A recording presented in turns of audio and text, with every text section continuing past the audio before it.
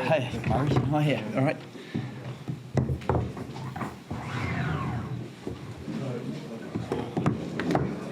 What's it? Oh, jeez, no. You're right. Oh, there's one here. One behind it. Yeah.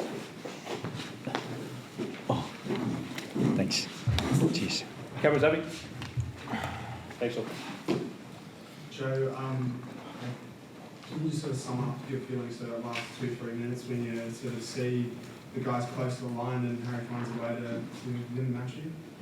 Yeah, but some of it was frustration and some of it was relief, to find ourselves in that situation after we built a nice lead early in the game. And then, I felt we got a bit loose, and they've got some fantastic broken field runners, but there was no surprise to us because we knew they had them and we knew we'd have to be better connected than we were. So, it was certainly a relief when Harry got over and dotted it down, that's for sure.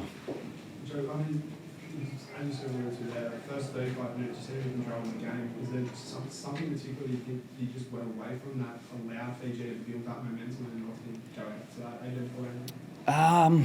Yeah, we missed a few opportunities to really put scoreboard pressure on them. There was one 5-metre line out which seemed incredibly straight to me, but suddenly you don't get that score that we got, and they get the relief there. Then we get out in the second half again, trying to come back into the game. We get a 5-metre line out, and there's a ruling that goes against us as well. So, we've got to iron those out to be super accurate, because if you don't nail your opportunities, you don't get to build that scoreboard pressure. And as long as they believe, well, there's a way for them because they're so athletic. Harry, can I just ask you, what was captain naturally tried? Like, obviously, at least in his playing performance, but that moment right there, let's listen to how special these two leading up most. We would have been a child who dreamed of this one. Yeah, definitely. I probably would have liked us to be ahead a little bit earlier than that and win a little bit more comfortably. But I was just happy with our grit at the end to, I guess, get a few back-to-back penalties, maul them, and then, I guess, find a way to get a win there was awesome. And, yeah, it was obviously a nice finish personally too. Joe, you've only got 2 weeks before the Lions. What's going to give you the most sleepless nights? Yeah, there's probably a myriad of things. We didn't quite feel that we got reward for our scrum. I thought our scrum was really good. Didn't quite get that reward for the line out, as I mentioned, but there are things that we'll be working really hard on. Obviously, we got pulled back for 2 forward passes, and that's a skill execution thing that I think we need to take responsibility for and be more accurate with, because if you put those 4 things together, you're already in a lot stronger position in terms of the controlling the result, at least. Joe, 2-part question. Noel Warcio, what's the update with him? And secondly, are you going to strongly consider bringing back an experienced 10, knowing that it got a little bit shaky out there, and we've seen that a fair bit over the last couple of years? Yeah, Noah's he was, first question he asked me was, did we win? So he was still very much focused on the game, and he appeared to be in good shape. So that's the first thing and most important thing. The second one, we obviously haven't selected our line squad. This was one game that sat before that, and we'll sit down and consider our options. But if you have a look what Ben Donaldson did, I'm not sure that he didn't do exactly what he was needed to do. He put us into the corner. He did what was needed to make sure that we were in the game at the end and got the game done. So, yeah, I think we haven't been together for 6 months, and to have 5 trainings and to be seamless would be an expectation that I hoped for rather than believed would immediately happen. So now we have another short runway to try to improve from where we were today. Joe, you seemed to stretch them on the edges there in the first half in particular. Both Harry and Max found some space. Was there a little bit more patience needed there for recycling instead of perhaps going to the boot? Yep, I think so. And you know, that's probably part of the frustration as well. Just that we could have controlled more of the game, particularly in that first half. In the second half, we were chasing them a lot of the time. So you know, we didn't really have the same opportunity. But you know, games are going to ebb and flow, and when things are going your way, you've got to make sure that you make the most of those opportunities. Josh, felt like the Fiji camp felt like the Wallabies might have been using this as a warm-up test, or it was framed that way, and the attention wasn't entirely focused on Fiji. Was that? Did you feel that that was something that happened during your preparation? Was all eyes on today, or you know, inevitably were people already looking for? Yeah, I think it is inevitable to a degree, and while sometimes you try to talk yourself into something and try to narrow the focus, but inevitably we were watching the game last night with the Waratahs playing the Lions. We watched as a team, you know, when the Reds played them as well. We've got players from both those teams involved in the squad, so there's skin in the game there. So, you know, I've no doubt that that might leak in, but yeah, I certainly wouldn't be looking to use it as an excuse. You've got to be good enough in Test match footy to win the moments you need to in the game that's right in front of you. Joe, did the way the Waratahs attacked the breakdown and their speed, their line speed, did that provide a sort of template for how you think you can attack the lines? And are there any other themes you've noticed over their 4 games? Not hugely. Obviously, I've watched the games, and I know that Faz was disappointed with their aerial game in the first one. He mentioned it, and so you know that they've certainly appear to have sorted that out. I thought they were very strong in the year, and then you know I'll be interested to see who plays against the Brumbies, obviously on Wednesday, because I think shaking down toward the Test match. You know, I think that'll give us a little bit more prediction in terms of who's going to be where, and that will give us an indication of what might best help us to put pressure on them. And do you intend to water the pitches at the Test venues? Yeah, it's funny. I spoke to Dan McKellar and Mike Catt today, and they certainly didn't water them. I tell you what did happen though. There was I don't know how wet we got on Tuesday, Wednesday, Thursday here. There was a weather bomb that was torrential, and at the same time the wind was howling.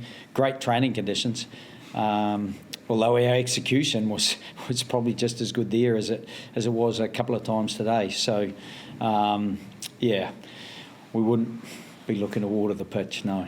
Harry, from a player's perspective, we get your take on the performance today. Was there nerves? Was there rustiness? You know, is there confidence still about being able to beat the Lions in the first test? Yeah, there's definitely some nerves. First test match of the year, I think everyone was really excited and wanted to put their best foot forward today. And I guess, yeah, everyone wants to put their name up for selection in 2 weeks' time, and yeah, which probably brings a bit more anxiety into before the game. But for us to go out there, we've got to go out there and do a job. And I guess ultimately we did get the job done, but could definitely been a little bit more pretty.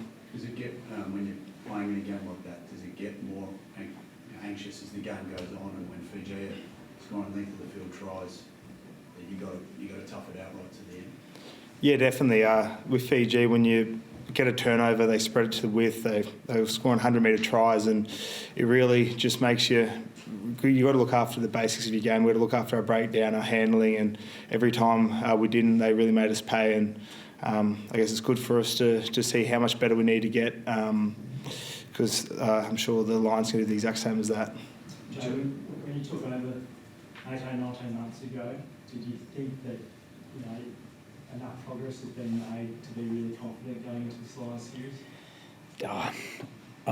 I'm not a really confident sort of person, so there's not real confidence, but there's a quiet resolve.